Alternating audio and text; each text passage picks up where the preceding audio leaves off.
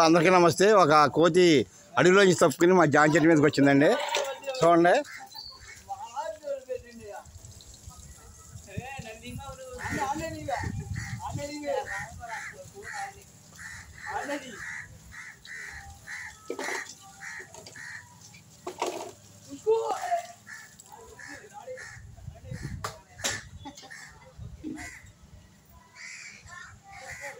కుర్రోళ్ళు మా వాళ్ళు సరదాగా జామ చెట్టుకి జామకాయలు కోసుకున్నారు.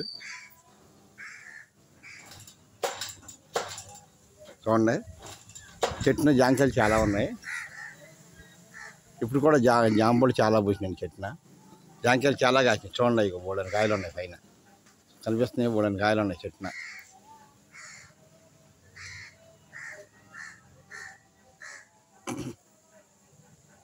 చెట్టు బాగా కాసింది ఈ సంవత్సరం. జామ పళ్ళు చాలా ఉన్నాయండి, జామ చెట్లు.